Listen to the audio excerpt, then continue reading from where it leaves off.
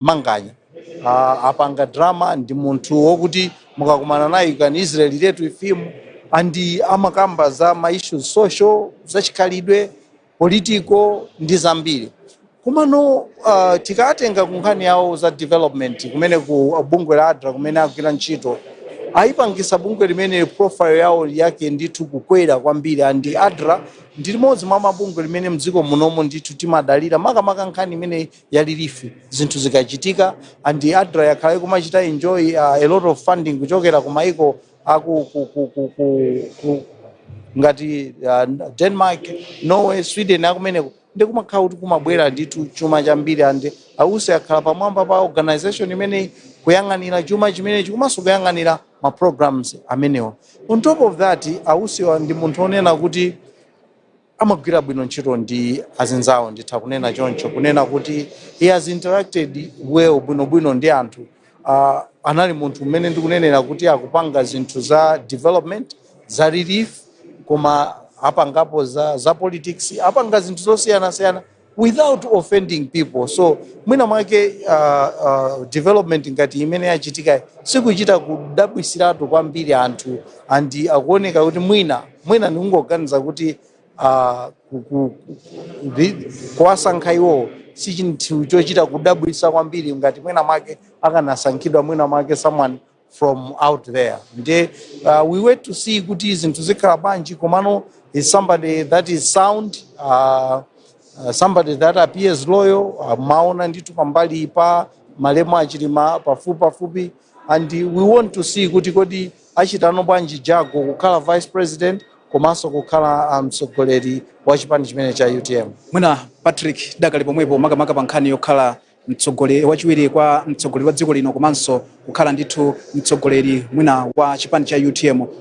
Ukuona kuti ayendetse motani maudindo awiri amenewa ndi maudindo akuluakulu chipani chikuyang'ana iwo chilima anali munthu amene anali ndi upangiri ozama kwambiri pakayendetsedwe ndithu pa zinthu makamaka tidaona chipani cha UTM chidafikira pena paliponse mdziko muno mene zateremo ndikutinso masapota nkhale ya UTM adziyang'ana ndithu kwa bambo usi agwira ntchito motani mwina masiku amene pamene tikuthamangiranso mwina chisankho cha chaka chamawa.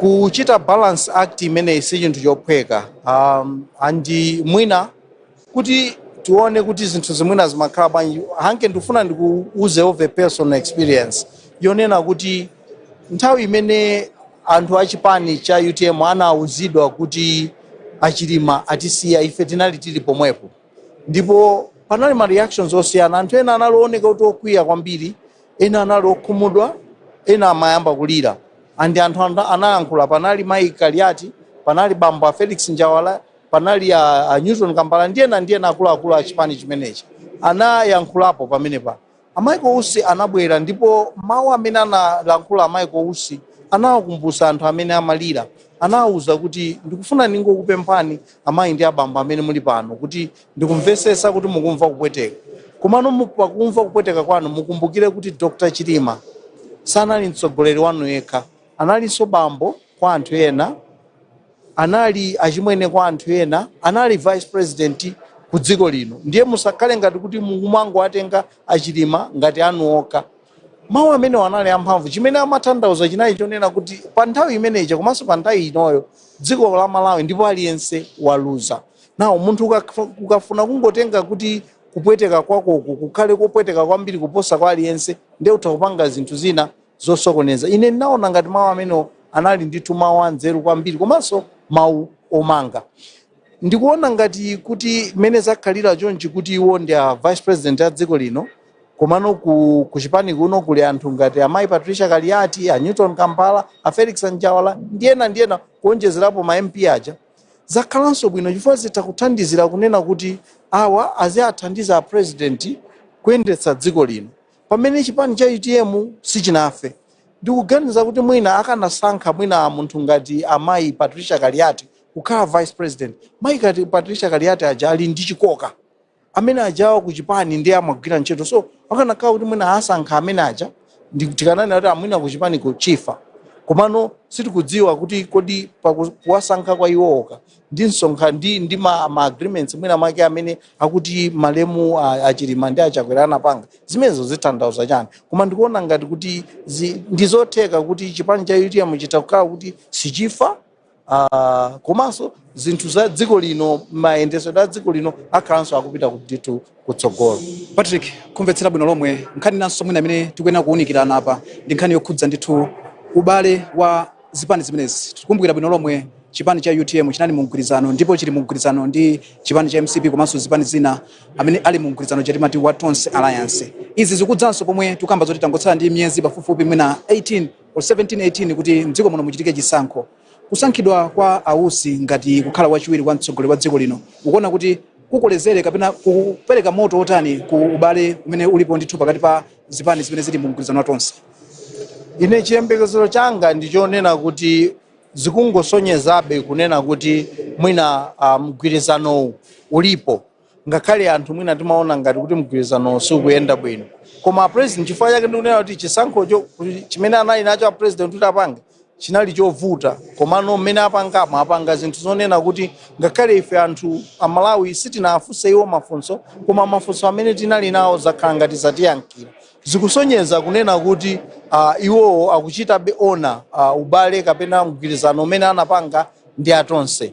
Ndi chikhulupiriro chonena kuti zimene apanga apa angowatenga ausi ndikuwayika kuti akhale mlowa malo mwa malemu achilima, chimene ndithu chili chinthu choyenerera andi chikutipasanso mwina mwake chiyembekezo chonena kuti mgwirizano umenewu udakalipo.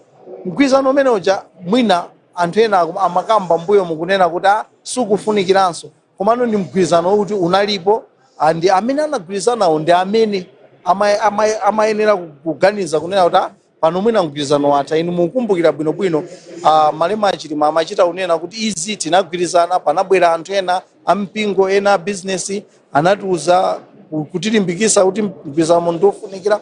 Koma ngati mukuona pa zifukwa zina kuti mwina mgwirizano umene usinthe, sichovuta, zinthu zimasintha, koma tabweraninso kuti tiukonze. So as far as we know, mgwirizano umene malemu achilima amamwalira unali ulipobe. Ndiye ndikuona ngati kuti president zimene apangabe ona kuti ine ndi moral obligation, political obligation kuti mgwirizano upitirire until such a time mwina mwake tizaone kuti kaya upitirira kapena mwina pa zifukwa zina tiuthese. Patrick, ndikutsatira bwino lomwe mwinanso nkhani imodzi imene tikhoza kuwunikirana napo ni nkhani yokhudza ndithu ochemerera kapena otsatira azipani ziwiri zimenezi makamaka tukamba za MCP komanso UTM. Awa ndi amene ndithu ali kunja madera m'mamidzi amene ndithu amayang'ana ku mbali ya atsogoleri awo. Ungakhale ndi mawu otani makamaka kwa otsatira chipani cha UTM pamene tukamba zoti munthu wawo mmodzi amene ndithu anali wachiwiri kwa mtsogoleri wa nthawi imeneyo achilima panopa amayiko usinda amene asankhidwa kuti akhale wachiwiri kwa mtsogoleri wa dziko, kwa masapota kumbali zonse UTM komanso MCP ungakhale ndi uthenga utani kwa anthu amenewo? Choyambirira hanke ndifuna ningonena kuti reaction imene yachokera ku UTM komano yakhala kuti yotengera kuti anafunsidwa Mai Patricia Kaliata, I think ndi azodi yake, ndipo aishi anena kuti iwo monga ngati achipani achilandira. Funso lomelo anafunsa komano at times kuwafunsa anjawala amene amalankhulira ndithu chipani chimenechi, ndipo iwo anayankha kunena kuti ngati chipani akulira ndi alibe mawu pa nkhani ngati imeneyo. Koma nthawi ngati ino ndi imene tikuyembekezera kuti anthuwa azilankhula zinthu zofanana. Tikudziwa ku chipani kuja kuti amene akulankhula akuyenera kulankhulira mwina ndi anjawala, komanso sikuti akakaliatu sangayankhule. Komano ine chimene ndikuyenera kuyembekezera nchonera kuti achipaniwa aziyendera limodzi, azilankhula zimodzi. Wandifunsa kuti kodi mwina ma supporters ndi auze kuti chani. Ine pempho langa ndilonera kuti ma supporter akuyenera ndithu azikhala ndi kuyenda limodzi ndi mtsogoleri wawo. Andi akakhala kuti mwina ali ndi maganizo osiyana ndi zimene mtsogoleriro akunena muchipani kapena ngakhale pa nyumba, pamakhala ndithu system yonena kuti adadi ananena chakuti ndi amayi akuti mupange zimene bambo ano apanga. Koma ngati simugwirizana nazo mwina mwake asinthani kapena mupempe motere. Ine pempho langa ndilonena zoti mwina mwake anthu ya UTM aende pambuyo ndithu pa utsogoleri wawo, asatire zinthuzi, aoneke kuti akhale ogwirizana akapanda kugwirizana chitachite safa ndi chipani and chipani chikakhala kuti chikuchita safa democracy ndimene itakhale kuti ikupanga safa ndithu. Patrick mwinaso kutsatira bwino tukamba pano bambo Michael Usi afika kale ndithu kuno ku nyumba ya malamulo alowa ndithu muchemba amene akhale akulumbiritsidwa amenemo nthawi inayo se tikhale kulandira mtsogoleri wa dziko lino kuti nayenso ndithu afike pamalo ano mwina mwachidulo chabe bambo Michael Usi akavala sapato zimene ndithu ankavala achilima ndikwakukulu bwanji kapena achite motani makamaka pofuna kukwaniritsa makamatingo apatsa nthawi zambiri mbuyo kuti nkakamba kuti 100 days yoyambirira mu office ukuyembekeza ziti ndi ziti makamaka mu office imene ya wachiwiri kwa mtsogoleri wa dziko lino. Ine ndizoonadi ma nsapato za ujeni zali zazikulu andine pempho langa ndionena kuti ausi akhale ausi asayesere kufuna kukhala achilima koma mwina chimene apange zinthu zonena kuti achilima kumene aliko ngati angakwanise kuona ngati kumene kuli achilima kumatha kuona zakunoko akaona akhutisidwe kuti I think this guy given where he's coming from what he has and imene tinalili pambuyo akuyesesa koma akafuna kuti akhale ngati achilima chilima is irreplaceable. Let's have the best version of Usi that can be. Ineyo pempho langa ndilimene longa. Mwina kumbali yongochita ngati mwamba mkota ku nkhani ya ndale kumalawi kunoko imene zachitikira masiku awiri atatu zachitikazi taphunzirapo chani makamaka pamene pasankhidwa Michael Usi taphunzirapo zotani pa masiku amenewo? Akuti one day in politics can change everything and ndikuganiza kuti iweyo ndineyo sitimaganizanso kuti zinthu ngati izi zisingachitike. So never say never in politics. Anything in politics ndithu ndizotheka ndizimene taona nthawi ngati imeneyi. Patrick ndikhale ndithu ndikuita naso chapo saido pompa apa ndi mmodzi somwe anthu amene ndithu amatsatira zochitika mdziko muno amenewa ndi bambo Henry Gome timvenso kuti kodi nawo maganizo ndotani pamene tukamba zoti wachiwiri kwa mtsogoleri wa dziko lino amenewa ndithu bambo Michael Usi afika kale kuno ku nyumba ya malamulo akhale ndithu akulumbiritsidwa nthawi iliyonse. Bambo Gome takulandirani pano pa television nkhani yaikulu tsiku la lero chilima adapita mzimu wozunsa mumtendere koma lero tukamba zoti bambo Usi ndi amene akhale akulumbiritsidwa munayilandira bwanji nkhani imene kuyambirira? Choyambirira tapange congratulate Dr. Michael Usi posankhidwa kuti akhale vice president wa dziko lino kulowa m'malo mwa the late Dr. Saulos Klaus Chilima.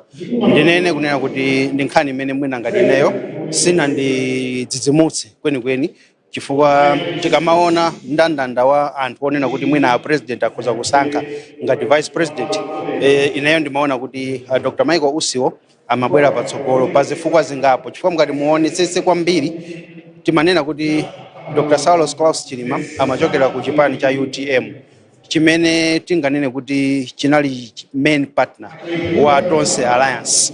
Ndi poona kuti mwina mgwirizano umenewu ukhale ngati kuti walimbikitsika ndinanenapo kuti mwina nkoyenera kuti a president atenge munthu amene akuchokera ku chipani cha UTM and mukaona hierarchy ya ku UTM yomuona kuti kumene koko wamkulu kwambiri ndi a Dr. Usiwa amene anali ngati vice president kumene koko ndiye ndikhoza kunena kuti apa sindikudabwa and a president iwo ndikhupa kuti anaonikira zonsezo kuti athe kutenga munthu amene ali naye mu Tonse Alliance komanso ochokera ku UTM kuti alimbikise mgwirizano komanso mwina kufuna kukhazikitsa mitima ya anthu pasi malingana ndi mpungwepungwe umene wakhalapo chitisireni Dr. Saulos Klaus Chilima.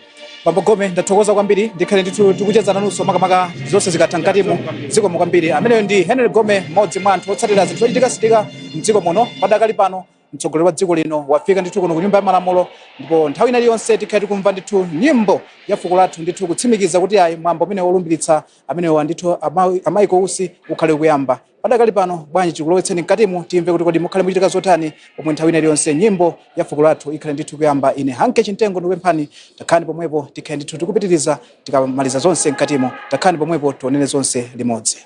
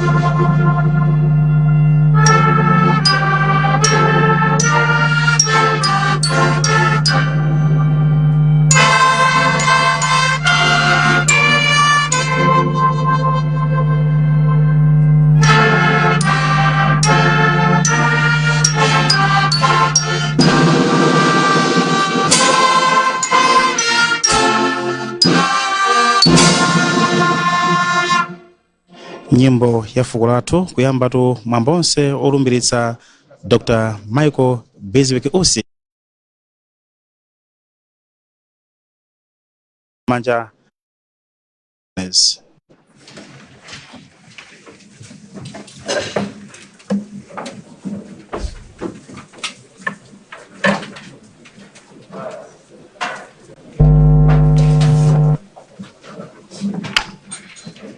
Your Excellency, Dr. Lazarus Makathi Chakwera, President of the Republic of Malawi, Your Excellency, Madam Monica Chakwera, First Lady of the Republic of Malawi, Honorable Dr. Michael Biswick Usi, Vice President Designate of the Republic of Malawi, and Madam Ella Usi, Right Honorable Catherine Gotani Hara, MP, Speaker of the National Assembly, my Lord Chief Justice Rezin Nzikamanda, SC, Justices of the Appeal, and all judges of the High Court of Malawi, all Cabinet and Deputy Cabinet Ministers here present, Ms. Colleen Zamba, Secretary to the President and Cabinet, and all government officials here present, Your Excellency Dr. Nancy Sangweme, Ambassador of the Republic of Zimbabwe to Malawi and Dean of the Diplomatic Corps, and indeed all diplomatic members present, Your Excellencies, heads of mission and international organizations here present, Your Majesties, Inkosi Yamakosi Mberwa 5 and Ngwenyama Inkosi Makosi Gomani 5 and Paramount Chief Kaduya, Your Worship, Councillor Richard Banda, Mayor of the City of Lilongwe, and all councillors here present, Honorable Alfred Gia, Member of Parliament for Lilongwe City Centre constituency, and all members of Parliament here present, members of the press, ladies and gentlemen, welcome to Parliament Building in Lilongwe today, Friday, 21st June 2024, on this auspicious occasion when the world bears witness to swearing in ceremony of the Vice President Designate, Honorable Dr. Michael Biswick Usi, to become Right Honorable, the 6th Vice President of Democratic Malawi and the 7th in the Republic. Congratulations, sir.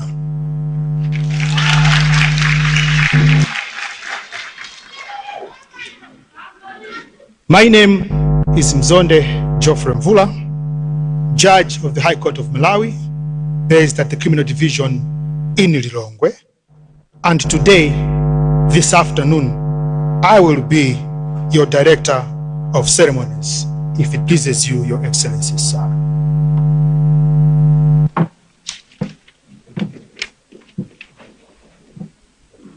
For the benefit of Malawians and our audience, I shall conduct the proceedings in English and Chichewa. Our Constitution provides for 3 separate status and functions of arms of government. Section 7, executive arm, led by the President and Cabinet Ministers who initiate policy.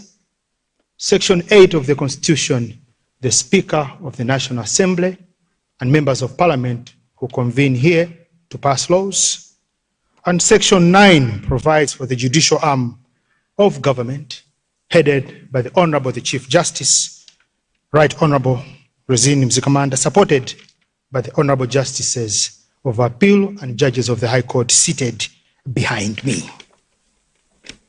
Today, when we witness administration of oath, it is a function of the judicial arm of government, and therefore the Right Honorable the Chief Justice will administer the oath to the Vice President Designate.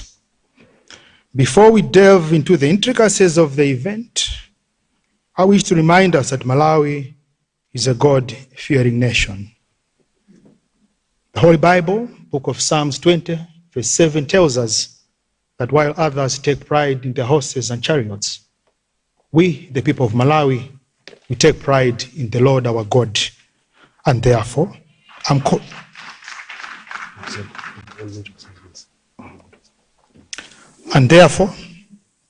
trusting in the omnipresent, omnipotent, and omniscient one true God, I shall call upon the Professor Redson Kapindu to make the opening prayer. Olemekezeka President yathu, olemekezeka Chief Justice, mwachidule malamulo athu akulu wa Malawi Constitution amapereka kuti boma lathu lili nthambi zitatu. Executive kumene kumapezeka President ndi nduna zawo. Parliament kumene kumapezeka Speaker ndi wonse aphungu a nyumba ya malamulo. Komanso Honorable Chief Justice amene ali mkulu wa majaji mdziko muno ndi majaji tonse. Kuphatikiza onsewa amapanga boma la Malawi. Kutereko lerolo mwambo umenewu ndo wa boma la Malawi koma ku nthambi iyo ya mabwalo chifukwa kumene kumapezeka maoath kapena malumbiro. Tisanapite patali ndi programu yathu, mwaulemu ndikufuna ndikuloleni inonse Malawi motsogozedwa la President yathu kuti tiyimirire mwaulemu kupereka ulemu kwa amene adatisiya amene anali Vice President wa dziko lino olemekezeka Dr. Saulos Klaus Chilima. 1 minute of silence, please.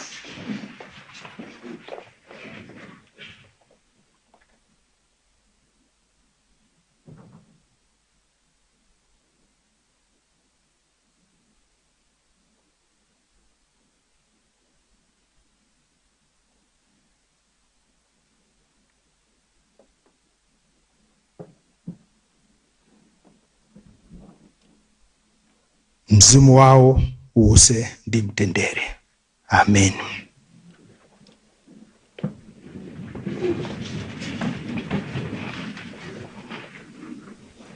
Tisanapitirire ndi program yathu, honorable lemekezeka President, dziko lathu la Malawi ndi la mtendere, timakhulupirira Mulungu. Buku la malamulo la Chikhristu, Bible, pa Masalimo 20 ndime ing'ono 7, imatuuza kuti ena amatama magaleta, ena amatama akavalo. Koma ife ngati mtundu wa Malawi timatama Mulungu wathu. Kutereko zonse sizingayende bwino kupanda kumpempha iye Mulungu kuti atsogolere mwambo wathu uno masanano. Kutereko mundirole mwaulemu olemekezeka President yathu kuti ndayitane olemekezeka Justice Professor Redson Kapindu kuti atipempherere. Professor Kapindu.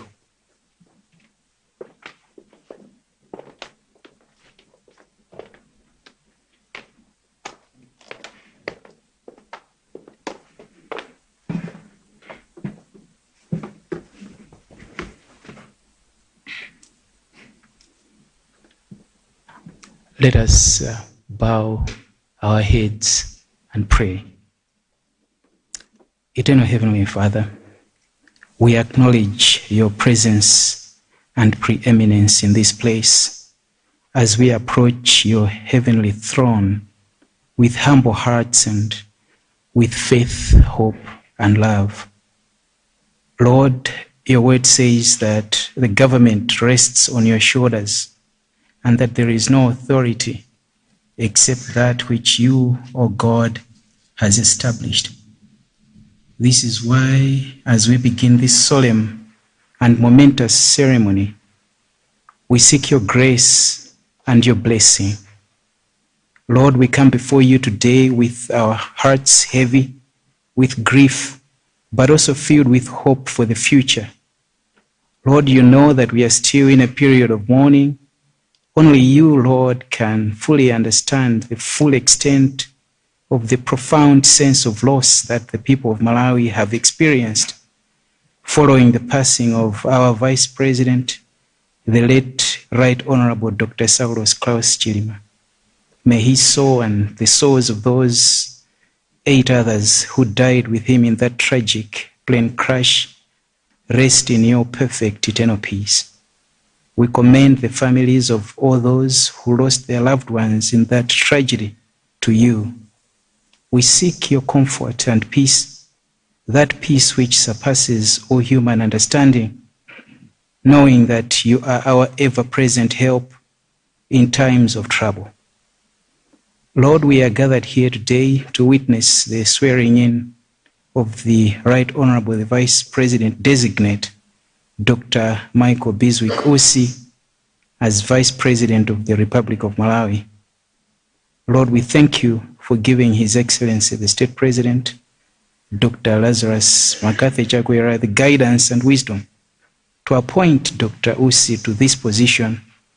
And we believe, dear Lord, that you have brought Dr. Usi to this position for such a time as this. Lord, we lift him up to you and we pray that your divine guidance and wisdom will be upon him. Grant him, O Lord, the knowledge and insights needed to assist the President in accordance with the law, to lead our nation with a heart of service for all and with humility. May he join and help the President in fulfilling his constitutional responsibility of being a beacon of unity that brings together and embraces diverse groups and voices and fosters reconciliation among all the people of this country. Father God, we ask that you instill in our new Vice President a deep sense of righteousness and integrity. Help him, Lord, to uphold justice, to act with fairness and compassion towards all the people of our beautiful republic, to love mercy, and to walk humbly with you. We pray that his actions will reflect your light and truth, inspiring our nation to follow the path of integrity, hard work, progress, honesty, faithfulness, and the fear of you, O God. Your word calls upon us to trust in you with all our hearts and lean not on our own understanding, but that in all our ways we are to acknowledge you and that you would direct our paths. Lord, we pray that our Vice President will trust in you fully and seek your guidance in every decision, helping the President in leading our nation with wisdom as the principal thing, and love for you and your people as the greatest virtue. Father God, we ask that you bless this gathering today and all fellow Malawians who have joined us through various mediums here at home and around the world. May your Holy Spirit move among us, bringing a spirit of unity, peace, and hope. Dear Lord, may we find strength in your presence and courage to face the days ahead, knowing that you are with us as a nation every step of the way. Acknowledging and respecting the diversity of opinions and beliefs among all of us in here, we submit this, our prayer, to you, Almighty God, in the mighty name of Jesus the Christ. Amen.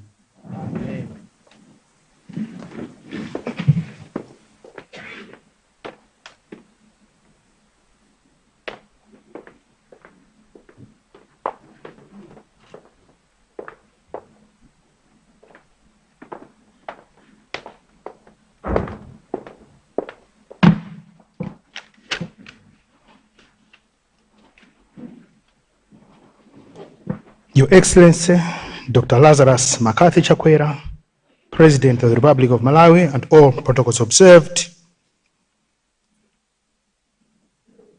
Presence of all three branches of government here make this a truly national event, and therefore allow me to proceed mixing the languages so that those who are following on radio and TV would not be lost through translation from English to English, but they would also understand in Chichewa.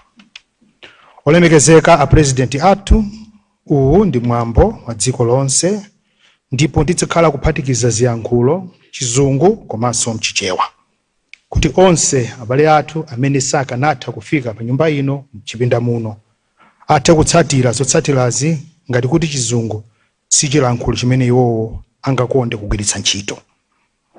Kotero olemekezeka president, posachedwa apa Ndiyitana olemekezeka kalembera wamkulu wa mabwalo mdziko lino la High Court. Tikafika pamenepo ndiye kuti tidzakhala kuti mwambo wathu watha, ndipo olemekezeka onse nduna za boma ndi akuluakulu osiyana amene muli pano mudzatha kutuluka mchipinda muno. In briefly, Your Excellency, allow me to invite the Honorable the Registrar of the Supreme Court and High Court of Malawi, Honorable Kondwani Banda, to invite the Honorable the Chief Justice to come to the podium to administer the oath of Vice Presidency to the Vice President designate, Dr. Michael Biswick Usi.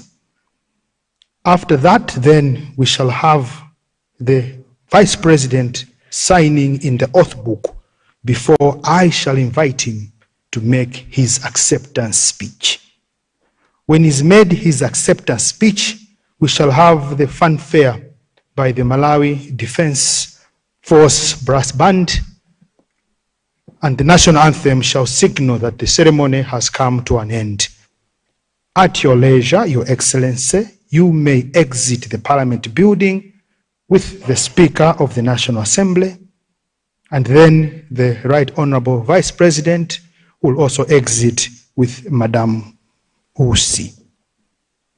Thereupon, it shall be the Honorable the Chief Justice to exit the building together with the Justices of Appeal, headed by Honorable Deputy Chief Justice Love Mopo Chikopa SCJA, and all Justices of Appeal, then Judges of the High Court. And then Cabinet Ministers or distinguished delegates, members of the Diplomatic Corps, you may exit the building. At this moment, I invite you, Honorable Kondwani Banda, to invite the Honorable Chief Justice to administer the oath of the Vice Presidency. Your Honor, the Registrar.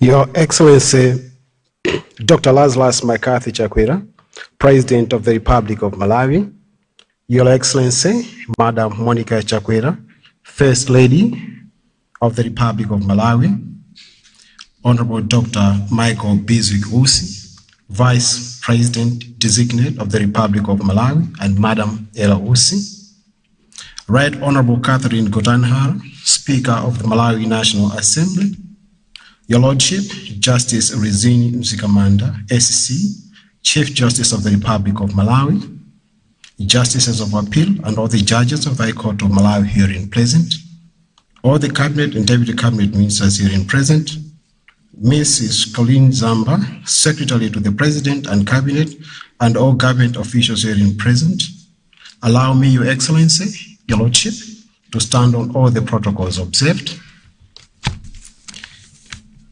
Your Lordship, the Honorable the Chief Justice, the Secretary to the President and Cabinet, on 20th of June 2024, notified your office through the Office of the Registrar of Supreme Court of Appeal and High Court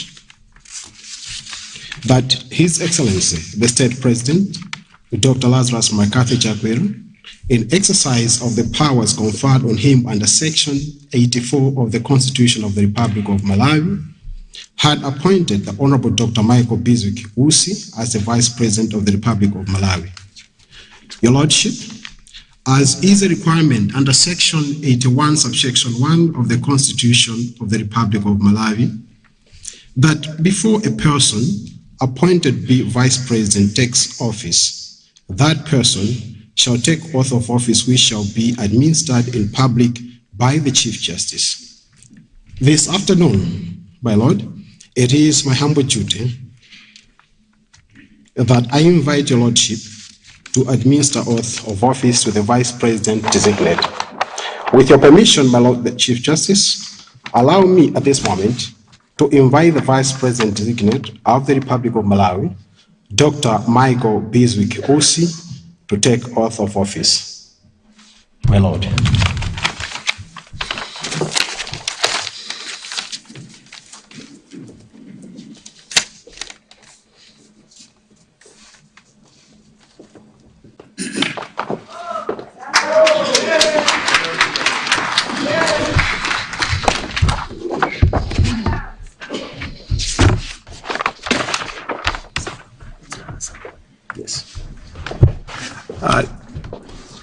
Your Honor, the Vice President designate, if you may allow me also to invite forward Madam to join you. Thank you.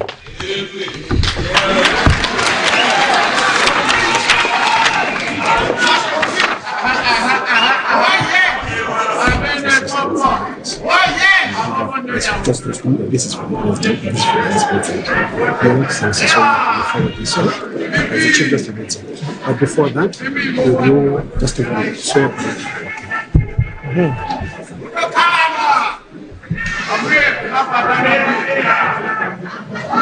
Honorable Dr.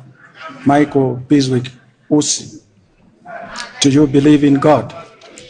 Yes, I do. Do you want to swear by the Holy Bible or by the Holy Quran? The Holy Bible. You shall hold the Holy Bible in the right hand and raise it.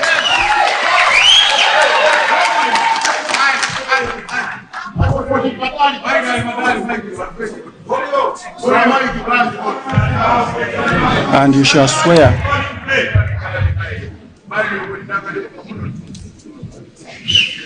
the oath of office by following me as follows.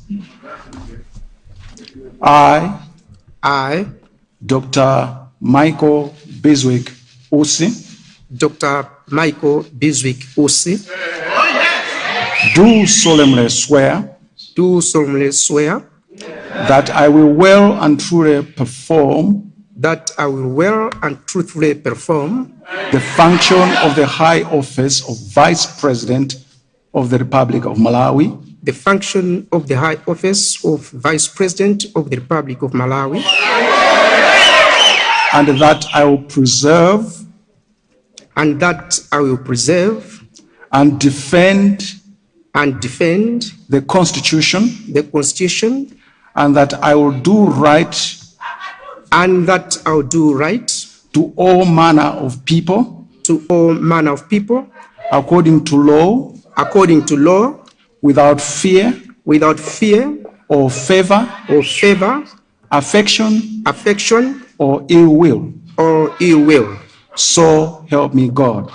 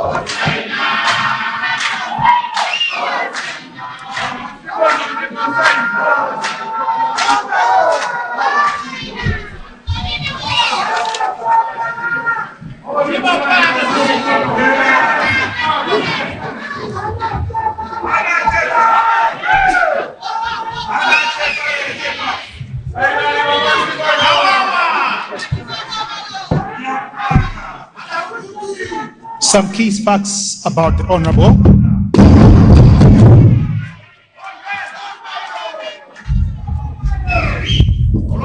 Some key facts about the Honorable Dr. Michael Biswick Usi, Vice President of the Republic.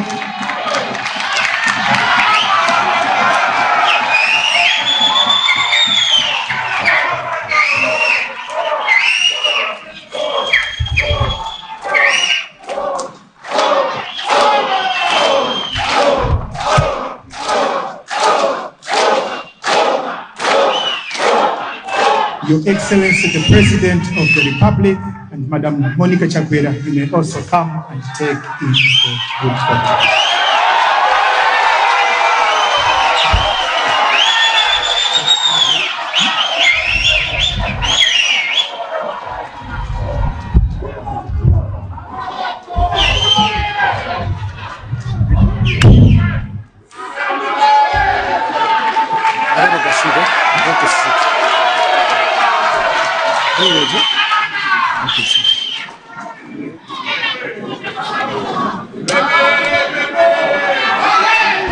Olemekezeka Dr. Michael Usi anabadwa pa 16 December 1968 ndipo chaka chino pa 16 December akwanitsa zaka 56. Iwowa ali ndi Doctor of Philosophy imene adapeza 2018 ku University of Bedfordshire ku United Kingdom. Ilo linali chaka cha 2018. Asanafike pamenepo olemekezeka Vice President athu adatenga Masters in Strategic Management mu chaka cha 2008 kuchokera ku University of Derby. Iyo inali masters yoyamba. Komanso olemekezeka Vice President athu adatenga Masters International Development mu chaka cha 2005 from Andrews University, United States of America.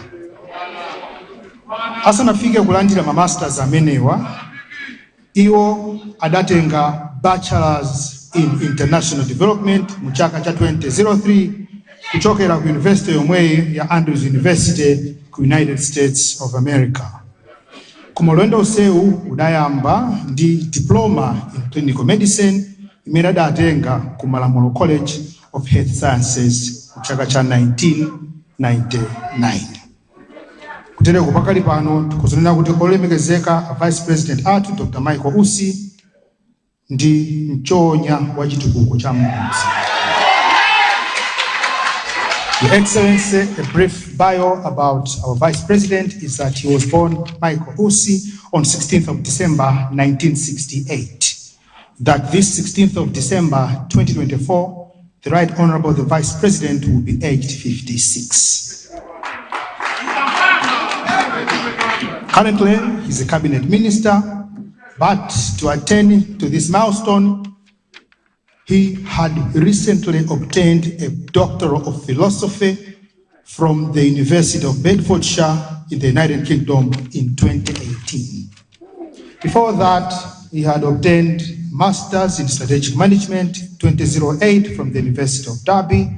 Not just one master's degree, but the first initial one was from the University of Andrews in the United States of America, being a Master in International Development. All these come to supplement a bachelor degree in International Development obtained in 2003 from the same Andrews University in the United States of America. The Right Honorable, the Vice President, commenced his journey to pursue academic accolades with a diploma in clinical medicine, which he obtained in Malamulo College of Health Sciences in 1999. Indeed, Excellency the President, Honorable Chief Justice, and all protocols observed, the Right Honorable Dr. Michael Usi is an accomplished community developer. It is now my humble duty and singular honor to invite you, Right Honorable Dr. Michael Usi, to make your acceptance speech.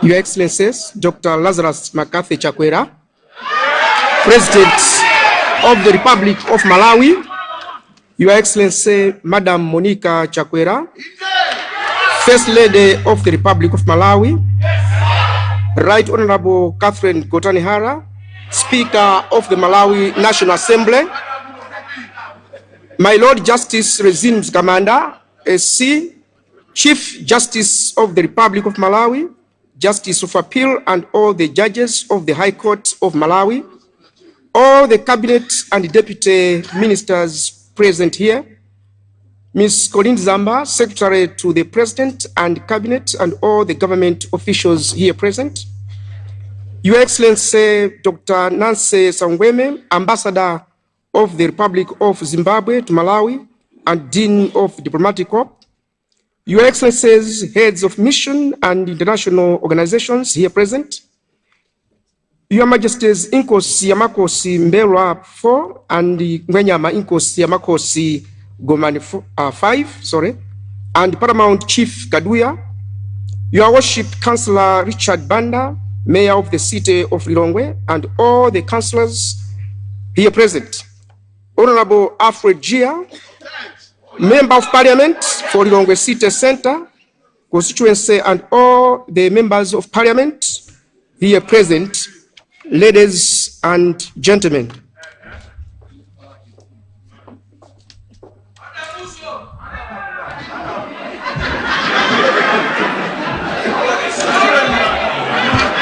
Your Excellency, the President and fellow Malawians, I stand before you today with a mixture of sadness and gratitude. It has been less than a week since I and thousands of Malawians joined Your Excellency in this very house to pay our last respect to the Vice President, the late Right Honorable Dr. Saulos Klaus Chilima, whose body was lying in state on this very floor. And I believe I speak for all Malawians and for all of us who knew and worked with Dr. Chilima personally and directly, that we are still hurting and we are still mourning. And so to be here for the swearing-in ceremony of a new Vice President is a reminder that Dr. Chilima is indeed no longer with us. And that fills me with sadness today. But as we all continue to nurse this sadness we share, this ceremony today is a reminder that God has not left us alone without comfort and has not left us as orphans. Being here today, I can see that God's comfort is with us. For I see it in the exceptional way you have led our country throughout this time of mourning, embracing all of us the way a loving father would, and enduring persecution without paying back any wrongs against those who have wronged you during this time. Your Excellency, I see God's comfort here today in the way we have joined hands as one people to stay united and face the future with courage together. I see God's comfort here today in the way we are committing ourselves to being a government that puts the needs of Malawians first and that follows the rule of law and the demands of the Constitution, even when it has to do so. And I see God's comfort here today in the way he has defeated the evil intentions of those who wanted to use a tragedy that has hurt us all as a weapon to bring division among us. So even though I am sad today, I'm also comforted. I mentioned earlier that my second feeling is gratitude, and this is harder for me to put into words because I am quite overwhelmed by it.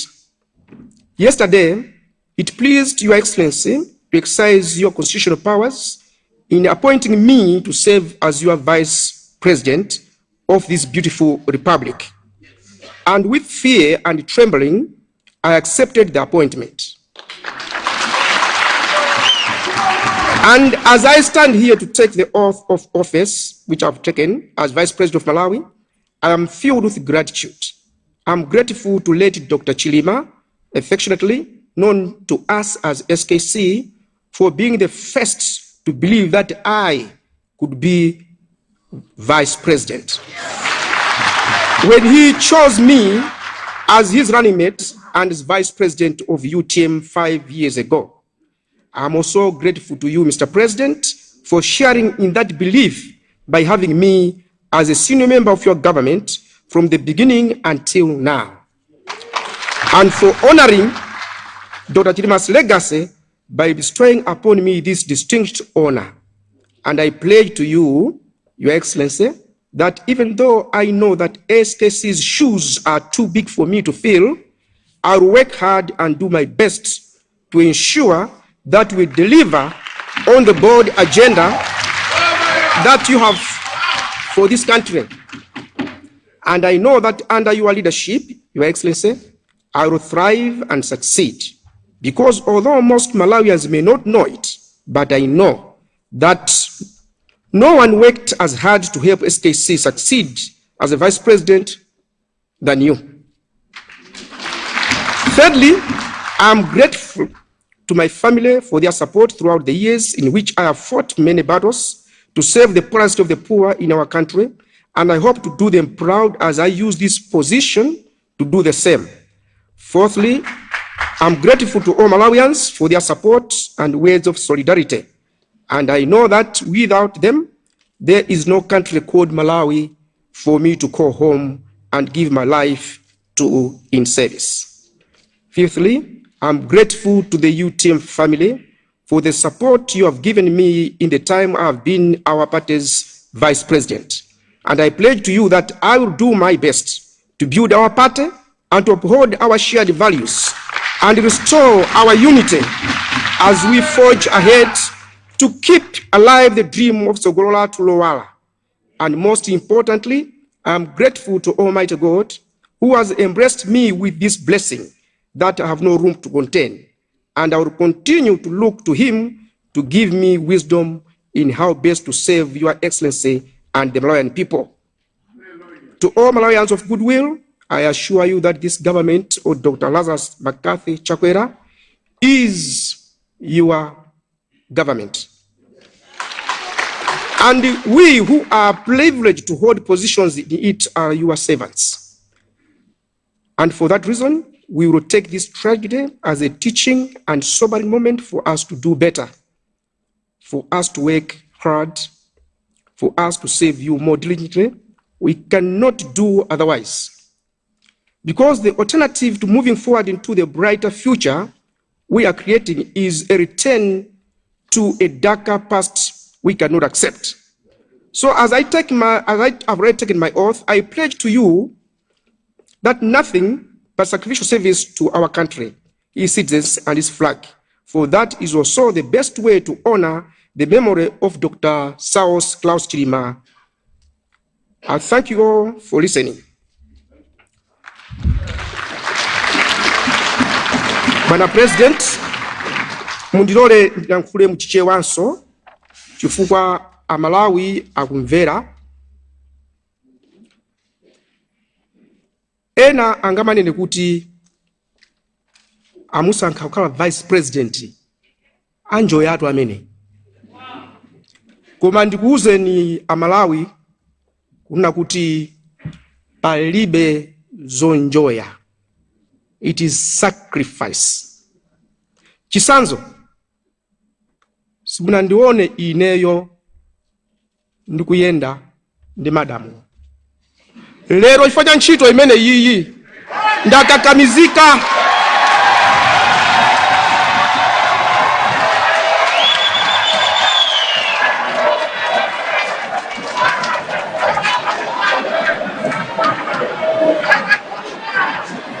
China chimene ndifuna kulankhula.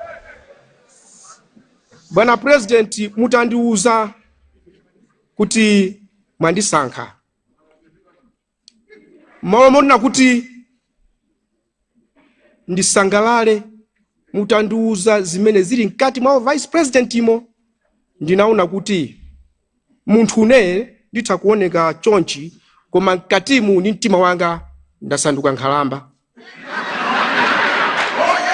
Ndasanduka nkhalamba chifukwa chonena kuti nkhalamba maganizo ake amakhala kufunira zabwino zizukulu ndi anake. Imapanga sacrifice idiani iyo ili ndi njala. Nimakonda kuthamanga zimene nimakonda zonse kuthamanga kupita kusika ndekha zonse ndalandidwa. It means my time now will be spent thinking more about the people of Malawi, much more than myself. Ndiye amene ati anjoye pakati pa Amalawi ndi ine, ati anjoye ndi Amalawi. China chimene ndifuna kunena pano, nditapita kwaona president ndiye akundilankhula. nakuyang'anani ndikunena kuti izi ndizitha chifukwa ine ndazolowera mwachisanzo Honorable Tourism Vera Kantukule nimatanthawi zina kunduza kuti pa ndifya ndunatu chifukwa ndazolowera kucheza momasuka koma pakali panopa ndiyena ndikhale ndi ulemu wonse wa Vice President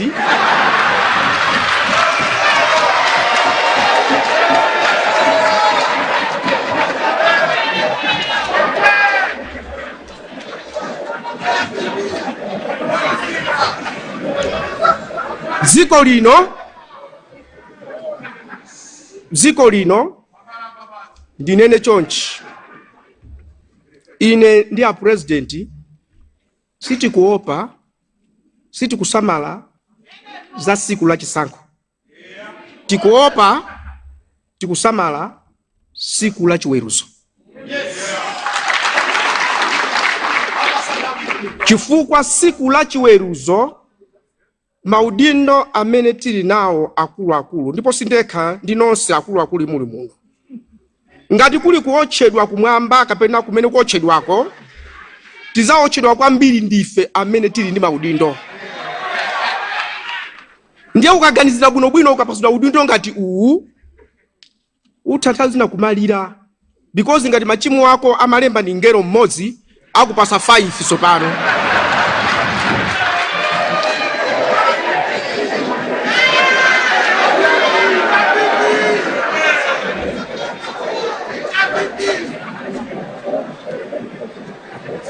ndikucheza ndi a president Zulo nditachoka musemo manena kuti Mulungu ndiopsa kwambiri andi kumampasa ulemu chinkhalo sakufuna zoti lero Dr. Chilima sakhalapo palibe amene amadziwa siku la lero ndinali ndi maplani anga ndeni Alankhula kunena kuti chimene chinawapangisa iwo kundisankha kukhala Vice President anthu ambiri analongolola mungamutenge manganya inu koma iwowo Mulungu ananong'oneza ufune usafune mtenge amene leronso amalawi anakakamizidwa mufune musafune mtenge ni chakwera leronso achakwera Mulungu anong'oneza mtenge ni Michael Usi ndiye si chinthu choti ndizinyada koma kuopa amalawi munomo ambiri akuvutika chofunika ifeyo ndi kusintha Malawi wawo kuchokera nyumba mwawomo ndi manena kuti Malawi wa munthu si kunja kwa nyumba koma zimene zimachitika nyumba blanket limene kufunda nyumbamo ndi Malawi wako amene chakudya chimene kudya nyumbamo ndi Malawi yako amene your life in your house that is the definition of your Malawi. A President Zulo kukanakhala kuti sakundiuza kuti ndine Vice President bwezi ndikuti akamalizatu afuna ndichose ntchito awa chifukwa kunali kulankhula kunena kuti no the man asintha akundilankhula level ina yake ndimene ndikuti munandisandutsa nkhalamba Zulo ineyo ndigwira ntchito yokuthandizani kuti amalawi amve kukoma anzanga achipani cha UTM ndiyitanisa msonkhano waukulu ndikumane nawo ndi anong'oneze kukhutu zimene a president anandiuza akundiuza nanena kuti mawu akuchoka pakamwa pa achakwera koma akulankhula mawu asiyo ndi Mulungu onse amene ndinene chonchi pantanda ndimalize chonchi pantanda Yesu akufa panali mbala ziwiri wina uku wina uku Yesu pakati onse aja analankhula Yesu analankhula mbala zonse ziwiri zinalankhula all the three were facing death pamene amapanga face death malankhulidwe awo anali osiyana mukagweredwa ndi imfa ambiri amalankhula. Monga pa mtanda paja, ena analankhula, wina analankhula, anakalowa nawo kumoto. Wina analankhula kumparadizo. Lero, pamene tata ya chilima, pali kulankhula, ndifuna ndikupempheni kuti kulankhula kumene mukulankhulako, mupita kumparadizo, kapena mupita kumoto.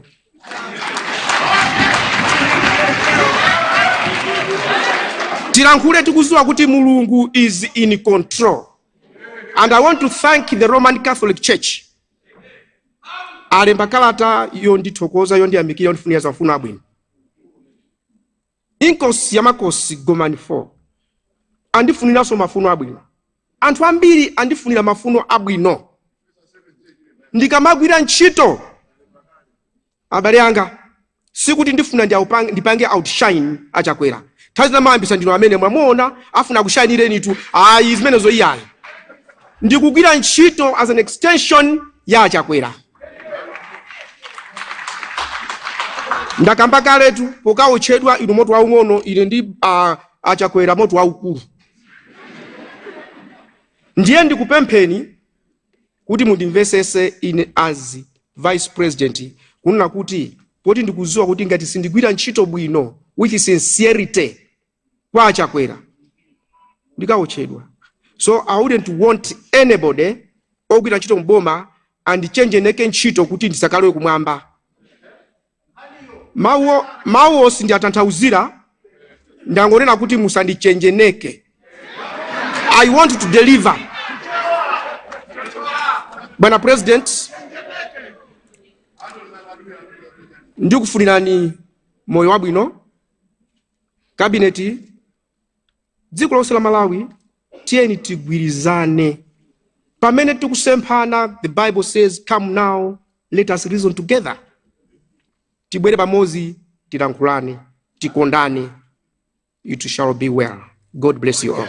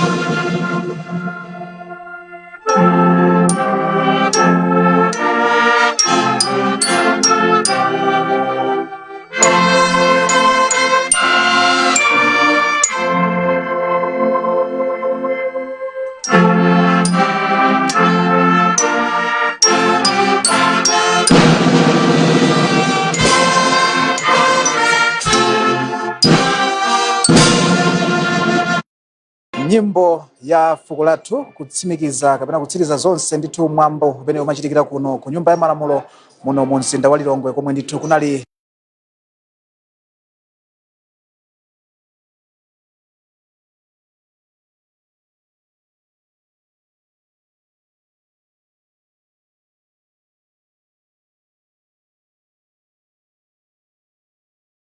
kulumbiritsa ndithu wachiwiri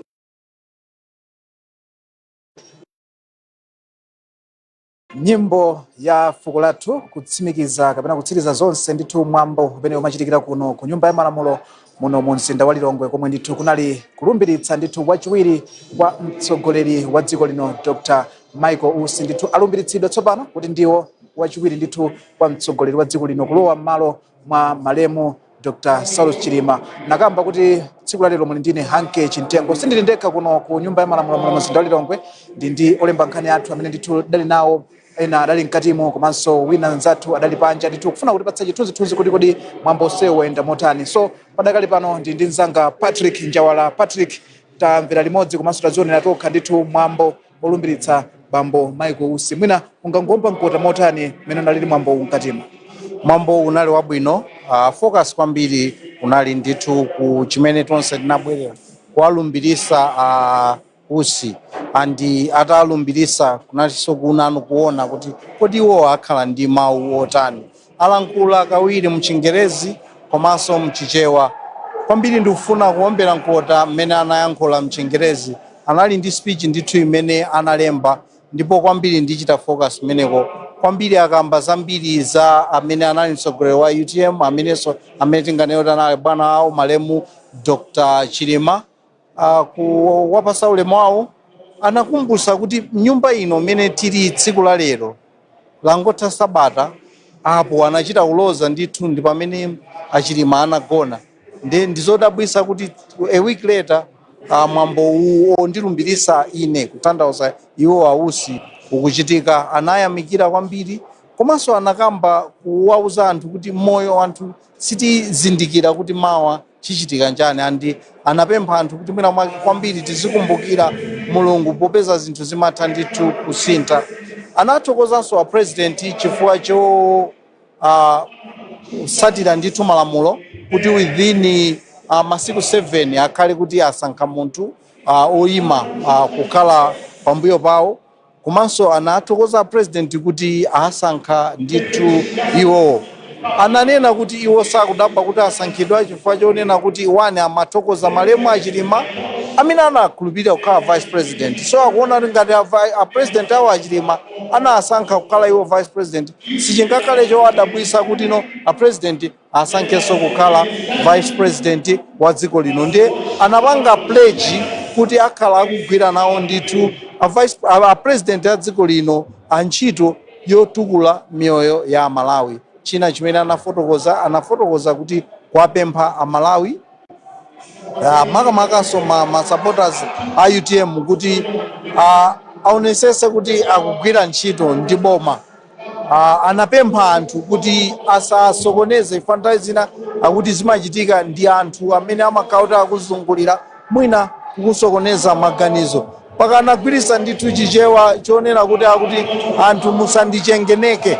Ananena kuti sindichitambasula komano ndikungokuzani kuti musandichengeneke. Mwina Hanke ndikufuna kunena kuti anayankhula iwo pawiri muchingerezi komanso mchizungu. Speech yawo ya mchingerezi chifukwa choti anayilemba anayifasirira. Speech yawo ya mchichewa munali zinthu zambiri andi mwina kupita mchitsogolomu mwina chikhaleno chinthu chimodzi chimene iwono atayenera kuphunzira pa level imene yawo vice president. Munthu umayenera kuziyankhula zinthu zoti unazikonza umatha kuona kuti kodi apo mwina akutanthauza chani.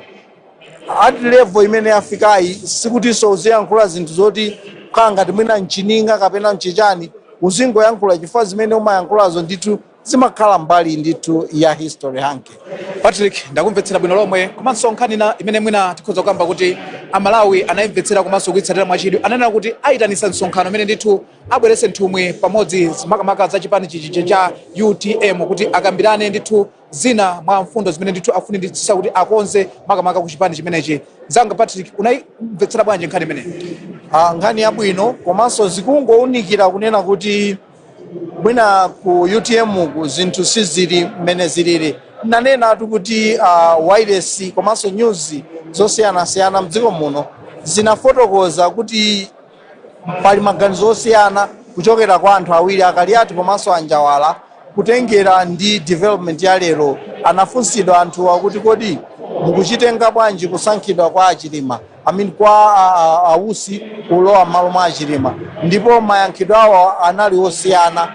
Akaliati ananena kuti achilandira bwino ndipo anapanga congratulate a president komanso a vice, pamene Anjawala ananena kuti monga chipanichi chikulira ndiye panopo afuna alemekeze memory ya Achilima. Now zikusonyeza kuti zinthu mwina mwake sizili mmene tikuganizira. Now Ausi mmene afotokozera kuti ndilankhula ndi achipani changa osati kuti ndilankhula nda UTM, ndiye kuti zotipasa chithunzithunzi kuti kusiyana mwina ndi mmene timamvera padzana kwa anthu ena amati chipanichi chacho Ausi, koma iwo mwina pamene papa chimene akutiuza ndichotanthauza kuti iwo adakali mchipanichi ndi akuti apitako ku chipani. Ntchito imene panopo Ausi ali nayo ngati mtsogoleri wa chipani komanso vice president wa dziko lino ndikuonesesa kuti mpungwepungwe umene ungakhalepo ku chipani aukonze. Komanso mchipani iwo mspeech yawo zandisangalasa, anena kuti pakachitika chinthu zovuta ngati imfa mmene yachitikiramo anthu amakhala ndi maganizo osiyana. So chimene chili chosangalasa ndi chimenecho hanke kuti mkuluyu akuzindikira ndipo anena kuti apita akalankhulane nawo anthu, ndipo ukuluwo nde umenewo. Ananena iwo mu speech yawo akunena kuti ine ndikhala ngati nkhalamba gogo umayenera kukhale pansi umve kodi inu mukulira chifukwa chani, inu mukudandaula chifukwa chani, osati kumuuza munthu iwe osamalire, iwe osamamenya anzako koma nkhani yako imakhala kodi ukuwamenya anzako chifukwa chani, kodi ukulira chifukwa chani. Mukamva nde umauza kuti ine ndimaganiza kuti titere. Patrick, nkhani nanso mwina imene ndayigwira ndithu kuchokera kwa bambo Michael Usi ni nkhani yonena kuti akwauza nduna zinzawo komanso anthu ogwira ntchito mboma kunena kuti akamagwira ntchito iwo ngati Ausi pana azikhala kutumikira dziko lino sakufuna kupanga outshine ina aliyense, sakufuna kugwira ntchito mopitiriza muyezo kapena kuti mwina akufuna kuti khangata ima pachulu iwo, koma iwo angogwira ntchito kufuna kutumikira dziko la Malawi. Mawu akulu amenewa akutanthauzanji mawu amene? Mawu akulu ndipo mwina zimene akupanga iwo akuunika pa ubale umene unali pakati pa president ndi malemu Achilima, komanso mwina akuunika maubale onse amene akhalapo ndi Peter Mutharika ndi Joyce Banda ndi Bingu Mutharika ndi Kasim Chilumba. Vuto limene lili ku Malawi kuno hanke limene zosabisa, ndipo mwina chiyembekezo chathu nchonena kuti vice president wawo wa Ausiwo ndi mwina achakwera ukhala osiyana. Zimene zimachitika hanke nzonena kuti pamabwera anthu amakhala kumauza atsogoleriwa kunena kuti mwamuona uyu akufuna akupange na outshine, kapena mwina kuwauzanso kumuuzanso mwina winayo kuti iweyo uzipanga chonchi kuti anthu azipanga chonchi. So pano mamoti anthu aziponyerana mpira ndicho linga choti akagolese kuti timu iwine, timu yake ili ya Malawi. Mumapezekano kuti inu mwautenga mpira hanke mukuponya uku kulandisa kwa adani malo moti mundipasire ineyo. Kuli bwino mwina ndani autenge mpira uja kusiyana kuti mundipase. So chimene akutanthauza pamene pachapa Ausi akutanthauza kunena kuti chonde ine ndikufuna ndigwire ntchito ndi a president, chifukwa ndikukhulupiranso kuti a president akufuna kugwira ntchito ndi ine. Komano kugwira ntchito kwa anthufe ndiko kuti kupindulire a Malawi. Now kuteka bwanji kuti kupindulire a Malawi? Kuteka a Malawi mukapanda anthu otizungulirafe mukamatithandizira kuti tizigwira bwinobwino ntchito, koma osati kusonkhezera kuti anthufe tipange udani. Zimenezi sizodabwisa zimene akunena Ausi amene watagwira ntchito limodzi anali pansi ndithu pa Achilima. Mawu amene akunena Ausiwa ndi mawu amene Achilima amanena mbuyo mukumanena kuti kodi mupindulanji mukafuna kuti ine ndi a president tidani. Zima amakhalapo ndito anthu ndipo apezekapo anthu. Muona pano akupahagana, chiyembekezo chathu nchonena kuti pamawa ahagane agwire ntchito limodzi kuti Malawi ipindule. Mawu enanso mwina amene ndikhoza kunena kuti nagwira pamene amalankhula ndithu amene bambo Michael Usi anatsindika kunena kuti iwo ndi mtsogoleri wa dziko pamene ndithu amacheza dzulo samayang'ana kapena kukambirana za chisankho chimene chikubwera mtsogolo muno. Ananena kuti iwo chimene akufuna ndikufuna kuti akwaniritse ndithu masomphenya onena kuti dziko la Malawi likwere pa chitukuko. Ndi mawuso akulu kwambiri amene alankhulidwa masana lero. Ndizoona andi nchifukwa chake mavuto amakhala akuchitika. Again, I will take you back. Anthu tonse alliance ikanakhala kuti sikuyang'ana zapa chisankho chimene chitachitike chaka chimenechi. Bwezi zinthu zambiri zitachitika, zinthu zabwino zopindulira dziko lino. Koma anthu amayang'ana kumafuna kudziwa kuti kodi mtsogoleri azakhala ndani, azayime ndi ndani, azapange ndi chani. Zimene zija zinabweretsa mpungwepungwe. Chimozimozi first term ya Bingwa Mutharika inali yopambana, komano mavuto anayamba kumabwera pamene mwina Bingwa ja apena anthu ena within the party amafuna kuti Peter Mutharika azaimepo. Tinayamba kuona vice president Joyce Banda kukhala sideline.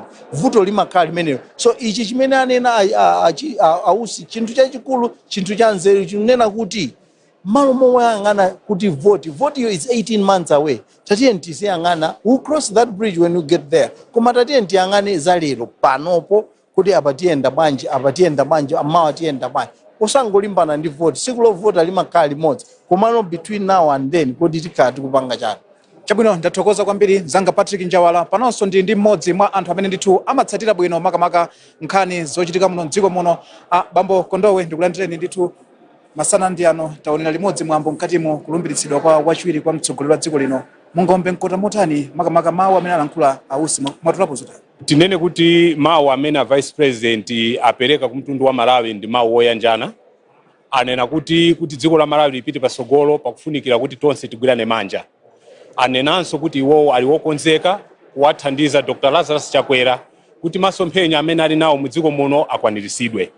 Ananenanso ndithu kuti iwo ngati vice president achokera ku chipani cha UTM ndiye amamema atsogolera ku UTM komanso masupporters awo kuti awathandizire chifukwa ngati iwowo sangapase support ndiye kuti alephera kukwanirisa zimene office yawo imayenera kukwaniritsa. Ananenanso ndithu kuti akonza zokambirana ndi atsogolera ku UTM kuti akambirane ziwiri zitatu. Ndiye anali mawu achilimbikiso kwambiri chifukwa chimene chikufunika pakadali pano ndikuti Amalawi tibwere pamodzi. Tikudziwa zimene tadusamo koma ngati dziko likuyenda kupita pasogolo koma kuti zimenezo zitheke pakufunika ndithu kuti tonse tiziyendera limodzi. Akondowe mwinanso nkhani naso imene tikhoza kunena kuti analankhula yogwira mtima amene wa Bambo Usi ndi nkhani yokhudza kuti akamagwira ntchito nthawi zambiri pakati pa mtsogoleri wa dziko maso wachiwiri wake kumakhala ndithu kokerana ena amabwerapo ndi nkhani zina manena kuti ayi awa afuna kugwira ntchito ufuna kuposani. Ndi mawu akulu amene ndithu takhala tikuona mbuyomo. Mwina mawu amene akutanthauza chani tsiku lero? Ndi mawu akulu chifukwa munthu ukakhala mu office umayenera uzindikire kuti kodi office ikuyenda bwanji. Chifukwa nonse simungakhale pa level imodzi. Koma chachikulu ndichonena kuti gawo lawo limene angapange lipangisa kuti office ya president iyende bwino komanso ikwanirise zimene iwowo akuyenera kupereka kumtundu wa Malawi. Chifukwa tikamanena office ya president ndiye kuti pali a president komanso para vice awo. Ndiye ngati anthu awiri sakuyanjana, anthu awiri akupikisana, zipangisa kuti ndondomeko zimene office imene ikuyenda kupereka kumtundu wa Malawi zikhale zosayenerera. So anali mawu ofunika kwambiri ndi chifukwa chake tinene kuti adasindika ndithu kuti iwowo ali wokonzeka kuti awathandize Dr. Lazarus Chakwera kuti akwanirise masomphenya amene ali nawo. Kukonzeka kumeneko ndi chiyambi chabwino chonena kuti iwowo akalowa mu office awathandiza ndithu kuti zimene boma lawo likufuna likwanise zikwaniritsidwe mdziko muno. Ndathokoza kwambiri, zikomo kwambiri ndithu mwatambasula bwino lomwe, zikomo kwa basi. Zikomo kwambiri. Zikomo kwambiri. Ano ndikhale ndithu ndikucheza ndi amene wandi Bambo George Nessa amene ndithu ndi mmodzi mwa amene ndithu ali mu mgwirizano amene wa Tonse Alliance amene ndithu ndi mtsogoleri ndithu wa chipani chimenechi ndithu cha makamaka amene Nessa ndamene ndithu tinawo padakali pano. Bambo George Nessa ndakulandirani masanano pano pa Mibawa Television ndali nawo ndithu pamene amalumbiritsa amene wa Bambo Usi. Mwina mwambo umene mungalunguswe motani? Unali mwambo wosangalatsa ndipo ochitika kaso ngakhale unali mwambo wafupi koma amene abwera ndipo akhakuonera kuti ayi ena pindikwamba kupanga atendi mwambo ngati umene ku parliament kuno. Chipani chanu chili ndi chimodzi mwa zipani zimene zili mu mgwirizano umenewo. Munayilandira bwanji nkhani yakusankhidwa kwa Bambo Usi? Anthu ambiri amatchula mayina ambirimbiri kuti atsasankhidwe ndani koma ena atumuka kumafunde tinanena kuti ngati mwina president atasankhe chitakuomera kuti asankhe munthu wa mu alliance kapena ku UTM kuti alemekeze mzimu wa leti Chilima ndeta kusonga kuti a president asankha ndi maganizo tumene alili kuti mgwirizano upitirire ndithu.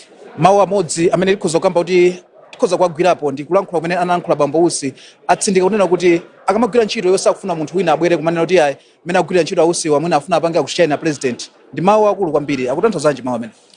Ndingati mumve kuti Achilima mbuyo Ausi amanena mbuyo kuti anthu amafuna ife a president ndi vice azidana nawo ndipo lero ndi motsimiza kuti ewo amagwira ntchito sutafuna kuiza ndi president koma afuna athandize Malawi ndipo anensisa kuti iwo azigwira ntchito kuti Malawi amve kukoma ndetigazo kuti zimazipanga apanga zimene alonjeza lerolo.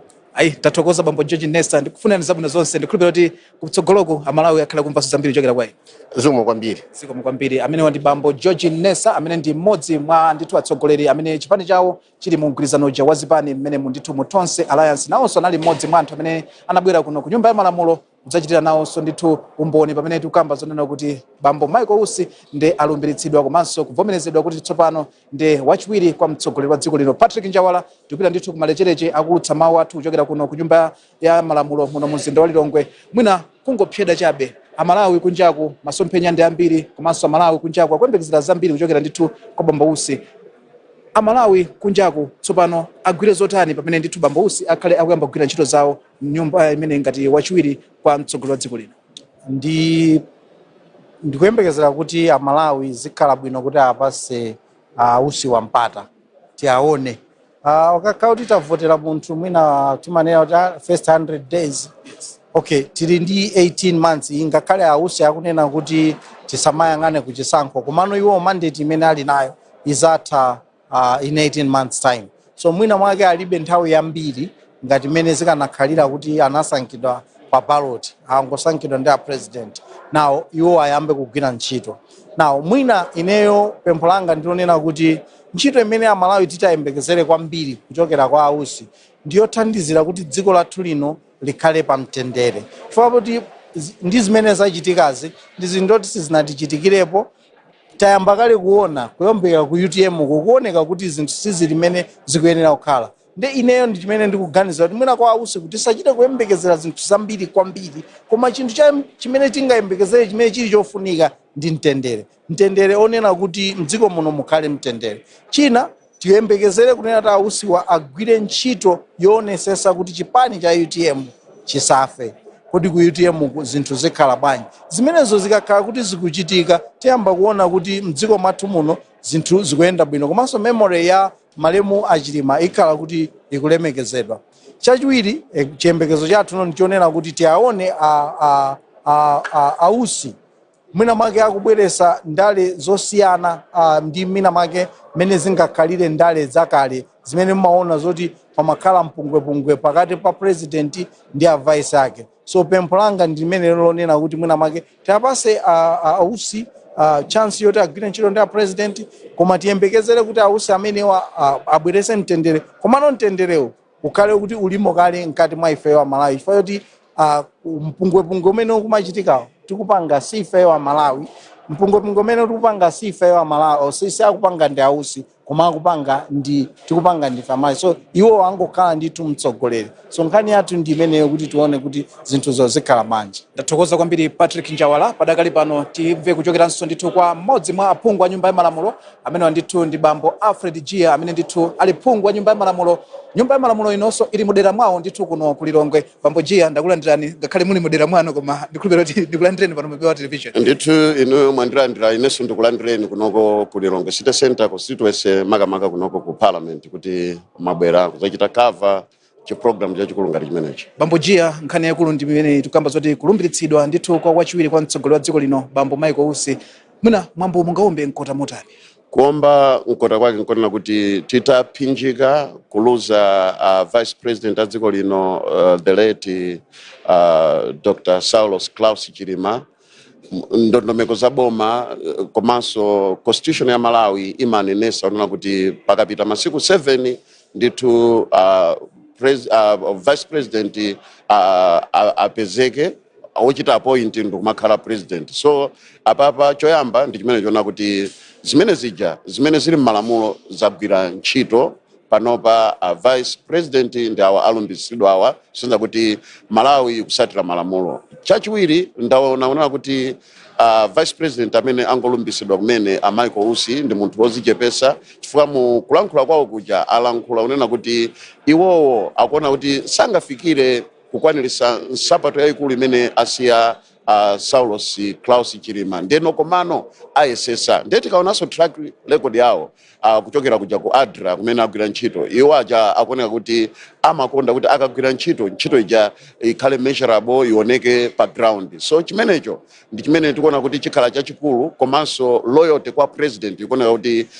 kwa iwo aoneseratu na kuti sakufuna kuti azalimbane ndi president komano kuti agwire nawo ntchito kuthandiza Amalawi chimenecho achita emphasize ndipo anabwereza kangapo konse. So chimenecho ndi chimene ndikuchiona kuti ndi chimene chikusowekera ku Malawi kuno chitati ndithu zigwire ntchito apitirize pamene anasiya Dr. Saulos Klaus Chilima Malawi ndithu sakhalaso ndi gapu imene mwina tikanaifira ndi kumwalira kwa Dr. Saulos Klaus Chilima. Bambo Gia, pomaliza penipeni mawu amodzi amene ndikudzona anadigwira mtima kwambiri ndi mawu amene analankhula Bambo Usi kunena kuti iwo akamagwira ntchito zawo sakufuna kuti khangada kupanga outshine wina kapena kugwira ntchito kuti khangada kupanga mpikisano ndi mtsogoleri wa dziko lino. Anapereka uthenga umenewu kwa nduna komanso ngakhale aphungu a nyumba ya malamulo. Ino ndi mmodzi mwa aphungu a chipani cha MCP kwina kuso kuli ku chipani kumene akuchokera amenewa Ausi ku UTM.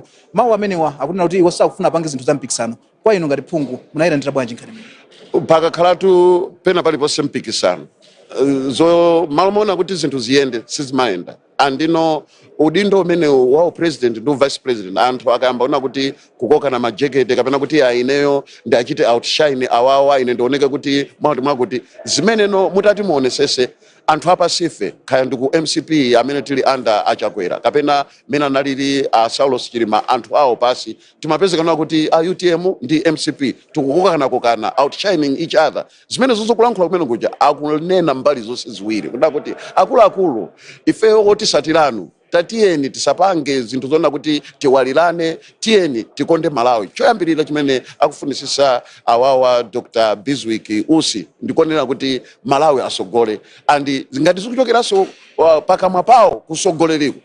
That's the way to go and titero ine ndi chikhulupiriro chonse kuna kuti Malawi yuyu tikamafika 2025 tiona kusintha kwakukulu. Bambo Gia, ndathokoza kwambiri zabwino zonse. Zikoma kwambiri. Zikoma ndithu ameneyo ndi Bambo Alfred Gia amene ndithu ali phungu wa nyumba ya malamulo makamaka ku chipani chija cha MCP. Dera lawo limafika mpaka kuno kumene tili kuno ku nyumba ya malamulo muno mu mzinda wa Lilongwe. Pamene tafika panso tikufika ndithu kumapeto kwenikweni ndithu kuulutsa mawu athu kuchokera kuno ku nyumba ya malamulo muno mu mzinda wa Lilongwe pomwe ndithu takhala ndithu tikupatsani ndithu mwambo umenewu olumbiritsa ndithu wachiwiri kwa mtsogoleri wa dziko lino amene ndi Bambo Michael Usi. Ndithokoza anzanga amene ndagwira nawo ntchito masana lero nali ndi Patrick Njawala, Lucy Kadzongwe, Bwanali Makote komanso Madalo Walani osayiwalanso ndithu Po Chimeta amene waonetsetsa kuti zonse zitheke komanso Augustine Yembekezani ndamene ndithu akutiyendetsa tsiku la lero tiyamike kwambiri kamba ndithu kantchito imene agwira makosana amenewa kuti zonsezi zitheke kuchokera kuno ku Lilongwe ku nyumba ndithu imene ya malamulo. Kuchokera kwa ine Hanke Chintengo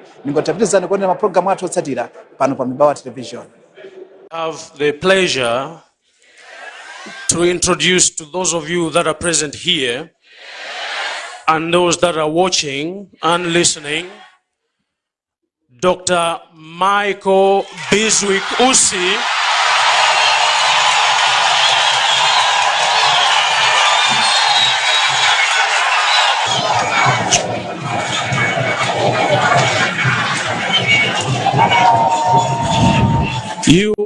You know Dr. Usi very well, and we believe that we will not disappoint or let you down. So thank you very much, and please welcome our running mate as well as the UTM Vice President.